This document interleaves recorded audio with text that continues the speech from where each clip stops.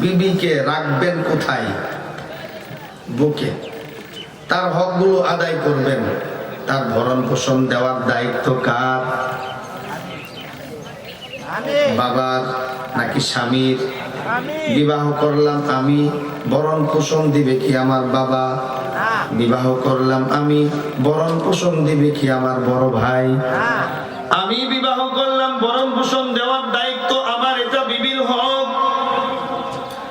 আপনি যদি ভরণ পোষণ না দিতে পারেন তাহলে কেন আপনি বিবাহ করলেন? আপনাকে কে বলেছে বিবাহ করতে? আপনি যদি বিবির হক আদায় নাই করতে পারেন, কেন আপনি বিবাহ করলেন? আপনি যদি বিবিকে পর্দা সম্মতভাবে রাখতেই না পারেন, কেন আপনি বিবাহ করলেন?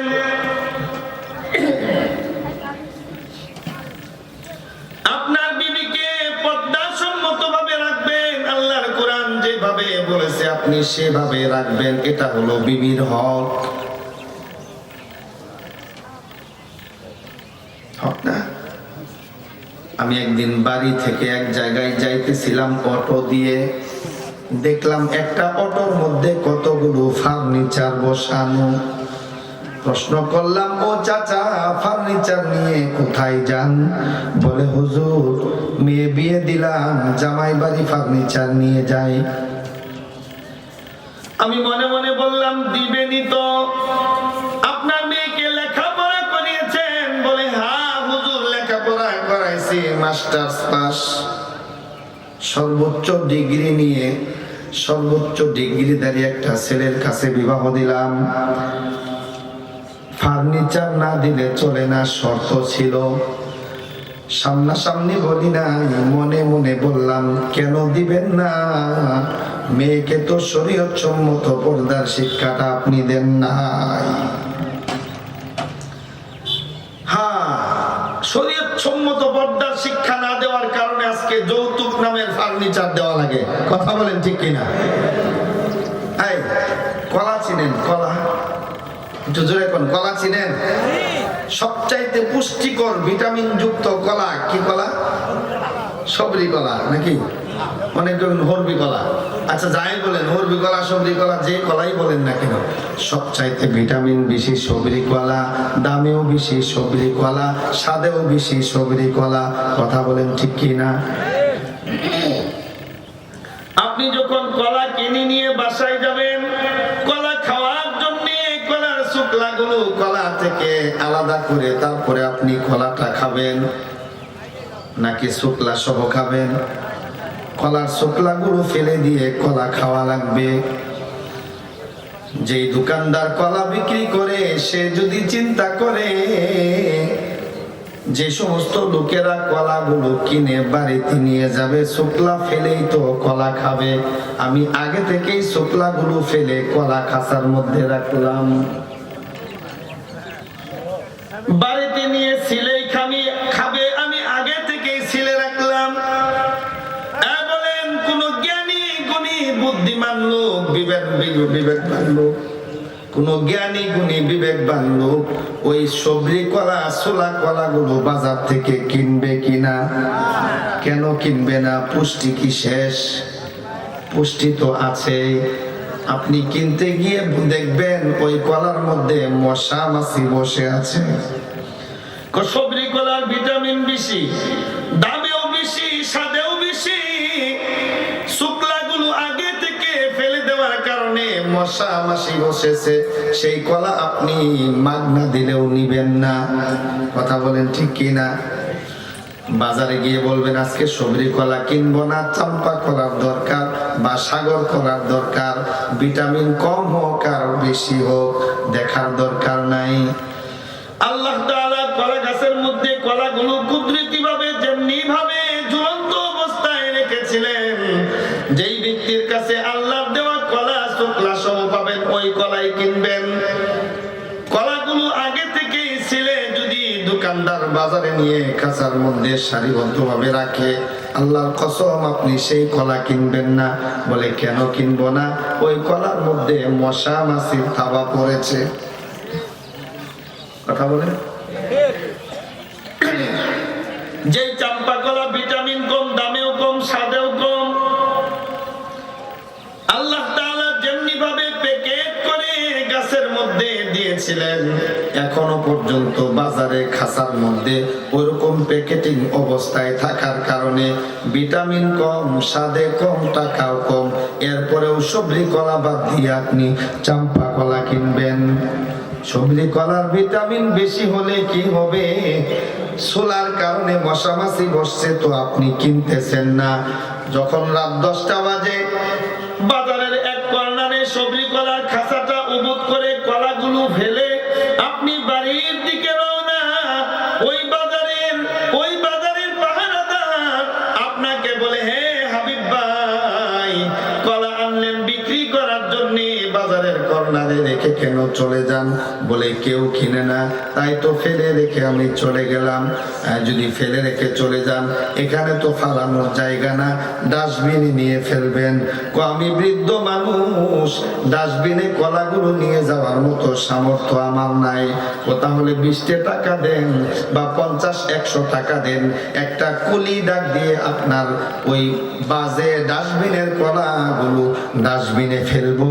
মজুরি কুলির বেতন দিতে হবে কত? 100। একটু জোরে বলেন কত? আপনার কলাগুলো মানুষ কিনে না, বাজারের এক কর্নারে ফেলে দিলেন। ওই ফালানো মানুষ গ্রহণ করে না, ওইটা ফালানোর জায়গা না। যদি ফেলতেই চান ডাস্টবিনে ফেলেন। ভাই, আমার তো শক্তি নাই, ডাস্টবিনে আমি কিভাবে ফেলবো? যদি শক্তি না থাকে 100 টাকা মজুরি দেন, কুলিকে ডাকবো, আপনার কলাগুলো সে মাথায় করে ডাস্টবিনে ফেলবে। কেন? আল্লাহ যেভাবে সাল সহ কলাগুলো দুনিয়াতে দিয়েছিলেন, পণ্ডিতি করে আপনি আগেই ছিলে ফেলেছেন। আমি মনে মনে চিন্তা করলাম, চাচা ফার্নিচার তো দেওয়াই লাগবে, কেন দিবেন না? আপনার মেয়েকে মাস্টার্স পাস করাইলেন, পর্দা মতো রাখেন নাই, রাস্তাঘাটে সবজি কলার মতো আগে থেকে ছিলে দিছেন। রাস্তাঘাটের বাজে ছেলেদের, মশা মাছি নামক যত বাজে ছেলে আছে, তাদের নজর পড়ছে। এখন আর আপনার মেয়েকে যত সুন্দরী হোক না কেন, আপনার মেয়েকে কেউ বিবি হিসাবে গ্রহণ করতে চায় না। তাই তো আপনি ঘোষণা দিলেন, ঘটক মশাইদেরকে ডাকো, ঘটক মেয়েকে বিবাহ দেব, এই যে ছবি দিলাম, 10 লক্ষ টাকা যৌতুক দিব, ভালো একটা ছেলে তুমি সংগ্রহ করে দিবা। কয় লক্ষ টাকা যৌতুক? আসলে 10 লক্ষ টাকা যৌতুক না, ওই 10 লক্ষ টাকা হলো কুলির মজুরি। 10 লক্ষ টাকা কি? কুলির মজুরি। আপনার মেয়েকে আর ওই টাকা ছাড়া কেউ গ্রহণ করে না। কেন গ্রহণ করে না? আল্লাহ তাআলা মেয়েদেরকে থাকতে বলছেন পর্দার ভিতরে, শুক্লার ভিতরে। আপনি শুক্লাগুলো ফেলে, মানুষ তো বাসা বাড়িতে নিয়ে খাবে, শুক্লা ছিলেই খাবে। আমি আগের থেকেই ছিলে রাস্তাঘাটে ফেলাই দিলাম, তো মশা মাছি গিয়ে খাওয়া দেয়। আছে না নাই? সেঞ্চুরি করে ইডিন কলেজে, 100 সেঞ্চুরি করে আবার গলার মালা নে। 100 সেঞ্চুরি করে তারা আনুষ্ঠানিকতা পালন করে, অনুষ্ঠান করে। 100 মেয়ের সঙ্গে আমি আজকে জিনা করে শেষ করলাম, তার গলার মধ্যে আবার মালা দেওয়া হোক। নাউজুবিল্লাহ, জোরে কোন। ওই মেয়েকে যখন আপনি বিবাহ দিবেন, 10 লাখ কেন, আপনার জীবনের সকল সম্পদ দিয়ে হলেও তাকে গোছাইতে হয়। কথা বলেন ঠিক কিনা? আর আল্লাহ তাআলা আপনার মা বোনদেরকে, আল্লাহ তাআলা আপনার ঘরের ছোট্ট মেয়েটাকে যেভাবে আল্লাহ প্যাকেট করে দুনিয়াতে দিলেন, যেভাবে পর্দা সম্মত ভাবে রাখতে বললেন, মা বোনদেরকে যদি পর্দা সম্মত ভাবে রাখেন, পর্দার ভিতরে রাখেন, পর পুরুষের নজরের বাহিরে যদি রাখেন, কাউকে যদি দেখতে না দেন, আপনার পিছনে আপনি মেয়ের বাবা হলে কি হবে? ছেলের বাবার চাইতেও আপনার দাম বেশি। কেন? আপনার ঘরে এমন একটা মেয়ে আছে, যেই মেয়েকে জীবনে কেউ কোনোদিন দেখে নাই, পর্দার বাহিরে চলে নাই, ভিতরেই আছে। আল্লাহ যেভাবে রাখতে বলেছেন ঠিক সেভাবেই আছে। এই খাঁটি মেয়েটাকে মেয়েটাকে নেওয়ার জন্য ছেলের বাবারা আপনার পিছনে ঘুরঘুর করে আর লাইন ধরে। যৌতুক তো লাগেই না, মাথা থেকে পা পর্যন্ত গহনা দিয়ে সুসজ্জিত করে আপনার মেয়েকে আপনার বাসা থেকে সসম্মানে তুলে নিয়ে যায়। যায় কিনা? যৌতুক লাগে? লাগে না। কিন্তু আজকে যা দিতেছেন যৌতুক নামের ফার্নিচার 2, 4, 5, 10 লাখ টাকা, আসলে কি এগুলি যৌতুক নাকি কুলির মজুরি? কথা কন না কেন? তাহলে কুলিকে জামাই। আর যদি কেউ বলে বিবাহ দিয়েছেন মেয়েকে, বলে দিয়েছি কার কাছে? কুলির কাছে।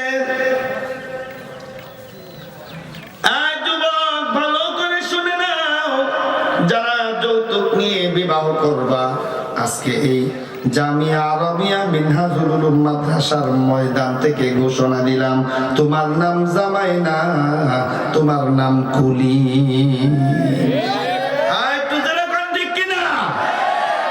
যৌতুক নিয়ে যারা বিবাহ করবে তারা জামাই নামের কলঙ্ক, কুলি।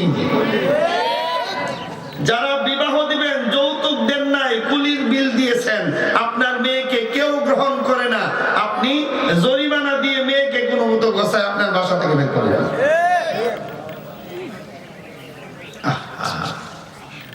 সমাজ গেছে কোথায়? বিবাহটা ছিল এত সহজ আর কঠিনের মধ্যে নিয়ে গেলাম। আবার আজকাল দেখা যায় বিবাহের নামে হোটেল খুলে বসে। কি খুলে বসে? বলেন নাকি? মেয়ের বাবাকে খরচ করাবেন, মেয়ের বাড়িতে অনুষ্ঠান করবেন, এটাই তো শরীয়ত সমর্থন করে না। কেন আবার আপনি মেয়ের বাবাকে আপনি আইডিয়া দেন, টার্গেট দেন 250 থেকে 300, সর্বোচ্চ 300, কমপক্ষে 250, এই পরিমাণ আমরা যাব ইনশাআল্লাহ। বলে কিনা? মেয়ের বাড়ি হোক আর ছেলের বাড়ি হোক, বড় বড় ধনী ধনী লোকদেরকে দেখে দেখে কার্ড দেওয়া হয়। আবার পান সুপারির বাটা নিয়ে একটা টেবিলের মধ্যে খাতা নিয়ে একটা লোক বসে থাকে, খাতা কলম রেডি। খাইলেন তো বিল দিয়ে যান, 5,000, 10,000, 20,000, 15,000।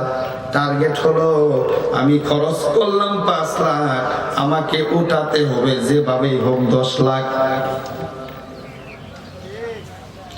এই টেবিল নামে হোটেল খোলার এই প্রচলন আমাদের দেশে আছে না নাই? কেন? কে বলেছে এত বড় অনুষ্ঠান করে টেবিল পেতে হোটেলের মতো বিল নিতে? কে বলেছে? মেয়ের বাবার উপর এত জুলুম কেন? মানুষকে দাওয়াত দিবেন ভালো কথা, এত জুলুম কেন? এগুলো পাইলেন কোথায়? হ্যাঁ, আছে কিনা এরকম? লজ্জায় পড়ে দেখবেন এলাকার অবহেলিত গরিব দুঃখী যারা আছে এদেরকে দাওয়াত দেয় না। দাওয়াত দেয় শুধু ওই যে টাকাওয়ালা, পয়সাওয়ালা, মাগুর মাছ, শোল মাছ, গজার মাছ থেকে নাকি? মাগুর মাছ, শোল মাছ আর গজার মাছগুলোরে শুধু দাওয়াত দেওয়া হয়। আর সমাজের মধ্যে অবহেলিত গরিব, এতিম, অসহায় যারা আছে এদেরকে দাওয়াত দেয় না। কারণ কি? এরা তো টাকা দিতে পারবে না। আহা, সমাজটা গেছে কই? আল্লাহু আকবার। আমি আমার জীবনে এমনও বিবাহ করাইছি, আর্থিক এত সচ্ছলতা নাই, টাকা পয়সা নাই। চট্টগ্রামের বেলা বিস্কুট চিনেননি? এই নাম শুনছেন? এতটুকু এক জাতি বিস্কিট আছে, বেলা বিস্কিট। 9 টাকা প্যাকেট ছিল, 3 সারি বিস্কিট ছিল এক একটা প্যাকেটের মধ্যে। এক প্যাকেট বেলা বিস্কিট দিয়ে বিবাহ করাইছি 3টা, ওইটাই ওলিমা।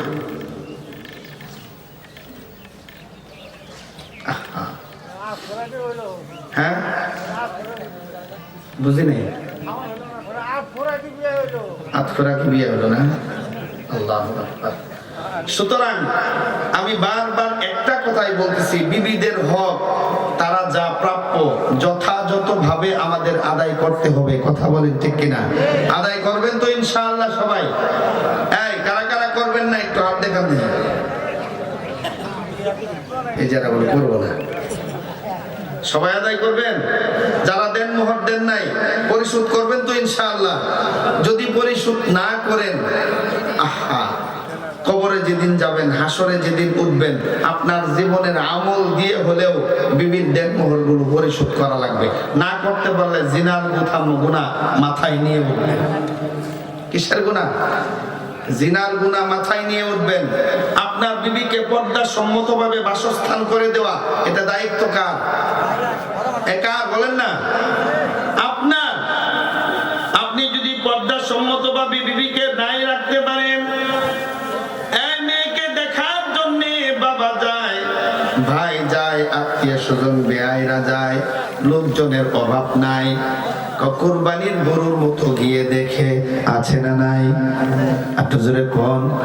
ছেলের বউ দেখার জন্য গেলাম, কুরবানির গরু যেমন সামনে পিছনে উপরে নিচে সবকিছু দেখে। ছেলের বউ দেখার জন্য গেলাম, আমি বাবা হয়ে তো গেছি, বাবার জন্য জায়েজ নাই কি নাই? ছেলের বউ দেখার জন্য বাবা যাবে, জায়েজ নাই। হুজুর কি বলেন?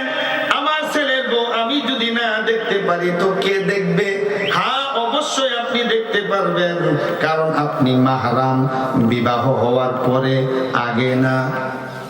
আপনার ছেলে ওই মেয়ের সঙ্গে সাক্ষাৎ করবে, এটাও তো শরীয়ত সমর্থন করে না। শুধু এই কারণে সমর্থন করেন যে ছেলেটা মেয়েকে বিবাহ করার নিয়তে দেখতেছে। ভিন্ন একটা মেয়ে যে নাকি মাহরাম না, অপরিচিতা একটা মেয়ে, আপনার ছেলে গিয়ে মেয়েকে দেখবে, বিবাহের নিয়তে দেখবে, এই নিয়তে দেখা জায়েজ। আপনি বাবা হইয়া আপনার ছেলের বউ দেখার জন্য আপনি গেলেন, আপনি কোন নিয়তে দেখলেন? নাকি মনে মনে আপনিও বিয়ের নিয়তে দেখছেন? কথা কর না কেন?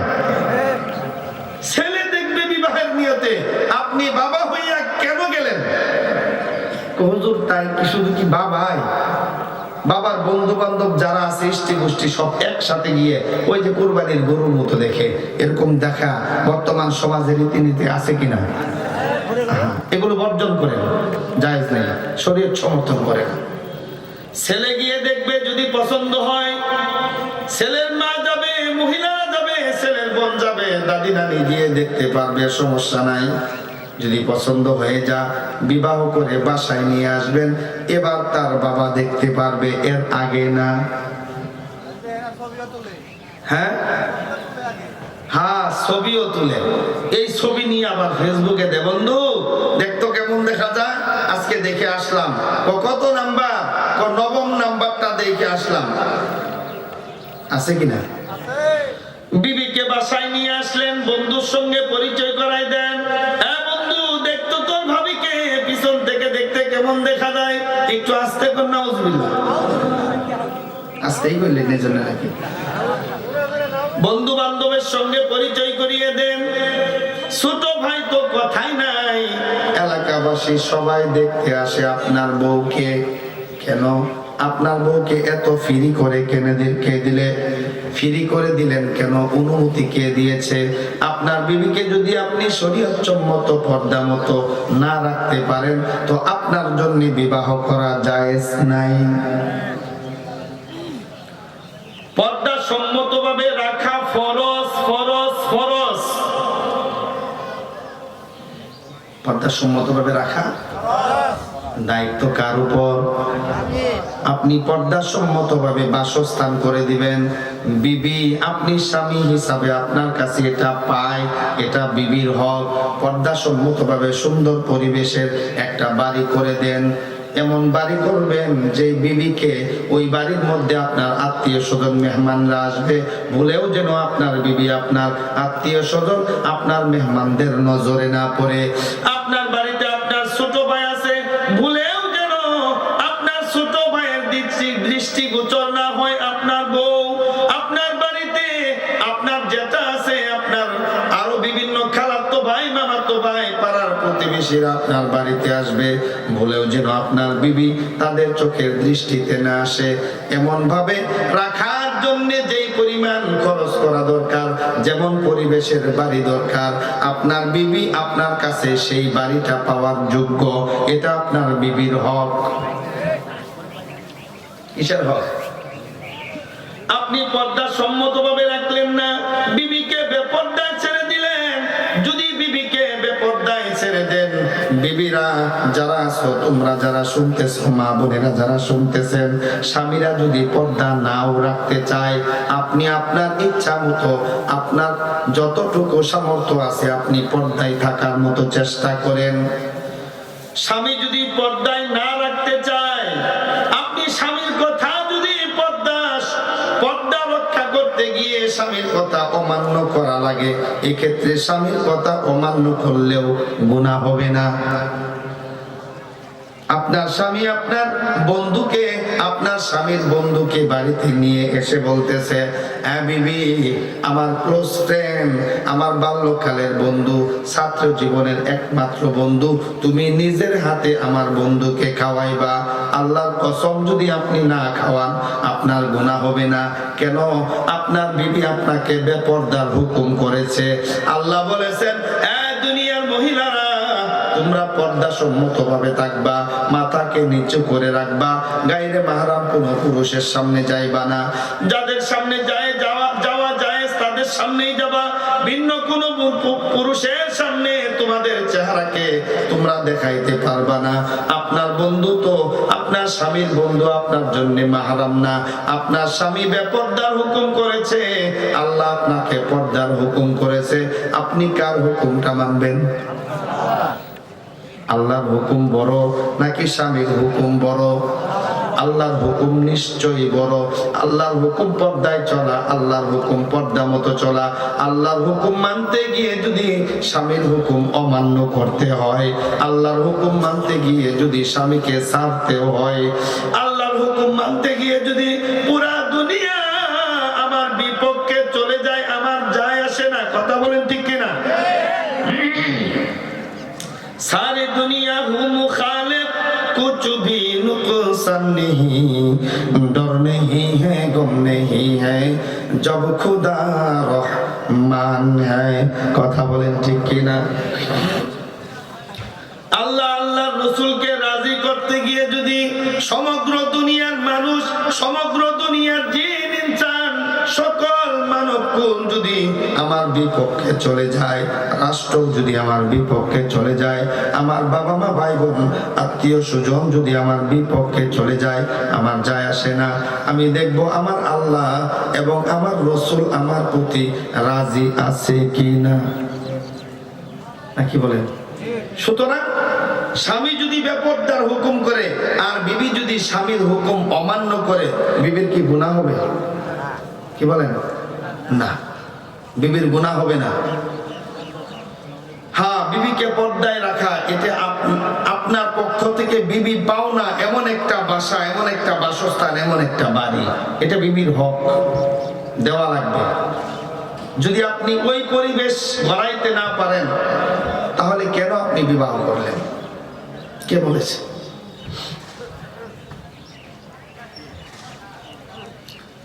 আপনি যদি পর্দায় না রাখতে পারেন, গুনাহ কি বিবির একা নাকি আপনারও? কথা বলেন না কেন? হ্যাঁ, আপনারও গুনাহ, বিবিরও গুনাহ। আবার দুনিয়াতে এমন অনেক বিবি আছে, স্বামী স্ত্রী দুইজন কি করে পরামর্শ করে, প্রাণের স্বামী, আমার কথা মতো তুমি চলবা, আমার হকগুলো তুমি আদায় করবা। ঠিক আছে বিবি, বলো কি হক? তুমি দাড়ি রাখছো কেন? তুমি কেন দাড়ি রাখলা? তোমাকে বুড়া বুড়া দেখা যায়, তুমি কেন দাড়ি রাখলা? তোমাকে বুড়া বুড়া দেখা যায়। ও বিবির কথা রক্ষা করতে গিয়ে আমি সেলুনে গিয়ে দাড়ি ফালাইলাম, হুজুর আমি কি বিবির হক আদায় করলাম না? এই বিবির কথায় দাড়ি ফালানো, এটা কি বিবির হক নাকি? কথা বলেন না কেন? আবার এমন অনেক লোক আছেন দাড়ি ফালান না, দূর থেকে দাড়ি দেখা গেলেই চলবে। আল্লাহর হাবিব সাল্লাল্লাহু আলাইহি ওয়াসাল্লাম বলেন, মান কাতা'a লিহিয়াতিহি ফাকাতা'a উনুকি। আল্লাহ নবী সাল্লাল্লাহু আলাইহি ওয়াসাল্লাম বলেন, যদি কোনো ব্যক্তি দাড়ি কাটে, আসলে সে দাড়ি কাটে নাই, সে আমি নবী গর্দানটা কেটে ফেলেছে। একটু আস্তে কোন নাউজুবিল্লাহ। এই নাউজুবিল্লাহ পকেটে ঢুকায় রাখেন, কালকে সকালে ব্রাশ করে ছেড়ে দিবেন। জোরে কোন নাউজুবিল্লাহ।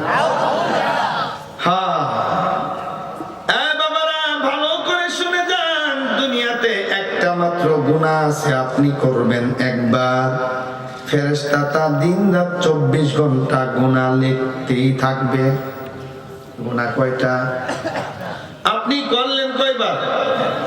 আপনি করলেন একবার, ফেরেশতারা হাজারো লক্ষ কোটি গুনাহ লিখে ফেলেছে। আপনি করেছেন একবার, ফেরেশতারা শত শত কোটি গুনাহ। কোথাও কবিরা গুনাহ। কবিরা গুনাহ কি? আপনার জিন্দেগীর সকল গুনাহ যদি আল্লাহ মাফ করে দেন, একটা মাত্র কবিরা গুনাহ যদি আপনার আমলনামায় থাকে, আল্লাহ যদি কাল কিয়ামতের ময়দানে ডেকে বসেন, এ বান্দা কেন এই কবিরা গুনাহটা করেছিস, ওই একটা কবিরা গুনাহ আপনি জাহান্নামে যাওয়ার জন্য যথেষ্ট। আপনি দাড়ি কাটলেন একবার, ফেরেশতারা কি একটা গুনাহ লিখবে নাকি বারবার লিখতেই থাকবে? বারবার লিখতেই থাকবে। এমন কি আপনি যখন মসজিদে গেলেন নামাজ পড়ার জন্য, আপনি মসজিদে গিয়ে ইমাম সাহেবের পিছনে জামাতের শরীক হইলেন, জোহরের নামাজ পড়বেন, বলেন বান্দা যখন ইমাম সাহেবের পিছনে নামাজ পড়ার জন্য দাঁড়ায়, বান্দা কি গুনাহ করে নাকি নেকি করে? আল্লাহর ফেরেশতা ওই দাড়ি কাটনেওয়ালা ব্যক্তির ওই মুহূর্তেও গুনাহ লিখতে থাকে। নাউজুবিল্লাহ বলবেন না।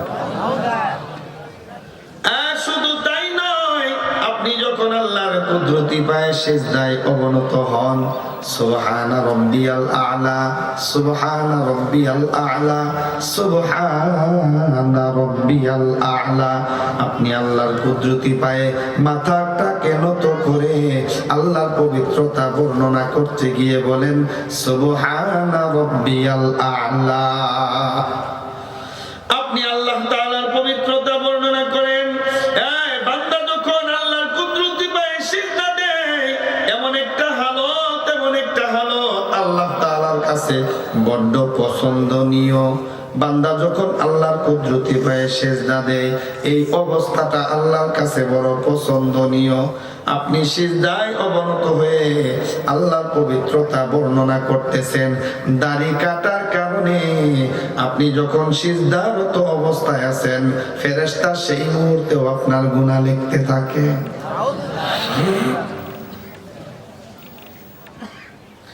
দুনিয়ার মধ্যে এমন একটা ঘর,